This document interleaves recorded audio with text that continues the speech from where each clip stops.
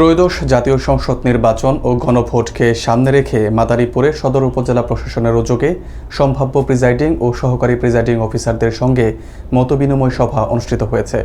মঙ্গলবার সকালে সদর উপজেলা মিলনায়তনে আয়োজিত এই সভায় নির্বাচন অবাধ, সুষ্ঠু ও নিরপেক্ষভাবে সম্পন্ন করার বিষয়ে প্রশাসনের দৃঢ় অবস্থানের কথা জানানো হয়। সভায় নির্বাচন পরিচালনায় মাঠ পর্যায়ের বিভিন্ন বাস্তব সমস্যা ও করণীয় নিয়ে খোলামেলা আলোচনা করা হয়। বিস্তারিত থাকছে এস.এম. আজহার হোসেনের প্রতিবেদনে। মাদারীপুরে ত্রয়োদশ জাতীয় সংসদ নির্বাচন ও গণভোটকে ঘিরে নির্বাচন প্রস্তুতির অংশ হিসেবে সদর উপজেলা প্রশাসনের উদ্যোগে একটি গুরুত্বপূর্ণ মতবিনিময় সভা অনুষ্ঠিত হয়। সদর উপজেলা মিলনায়তনে আয়োজিত এই সভায় সদর উপজেলা কর্মকর্তা, সম্ভাব্য প্রিজাইডিং ও সহকারী প্রিজাইডিং অফিসার অংশ নেন। সভায় উপস্থিত প্রশাসনের ঊর্ধ্বতন কর্মকর্তারা নির্বাচনকে অবাধ, সুষ্ঠু ও নিরপেক্ষভাবে সম্পন্ন করার বিষয়ে তাদের অঙ্গীকারের কথা তুলে ধরেন এবং জনগণের কাছে এটি গ্রহণযোগ্য নির্বাচন উপহার দেওয়ার প্রত্যাশা ব্যক্ত করেন।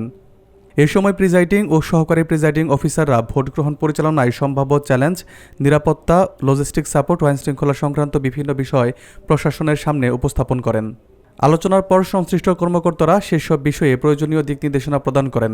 সভায় সভাপতিত্ব করেন মাদারীপুর সদর উপজেলার নির্বাহী কর্মকর্তা ওয়াদিয়া শাবাব। প্রধান অতিথি হিসেবে উপস্থিত ছিলেন মাদারীপুর জেলা প্রশাসক ও রিটার্নিং অফিসার জাহাঙ্গীর আলম। বিশেষ অতিথি হিসেবে উপস্থিত ছিলেন পুলিশ সুপার এতেশামুল হক।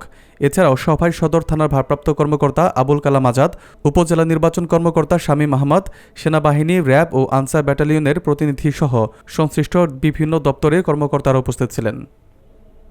নির্বাচনটা যেন সুষ্ঠুভাবে সুন্দরভাবে করতে পারি, সবাই দৃঢ়প্রতিজ্ঞ থাকবো, জীবন দেওয়ার জন্য প্রস্তুতি নেই। মনে করেন যে এইবারে ভোটটা এবার কি হবে, দেশ বাঁচানোর যুদ্ধ, সেই যুদ্ধে আপনি একজন মুক্তিযোদ্ধা, সেই হিসাবে চেষ্টা করবেন।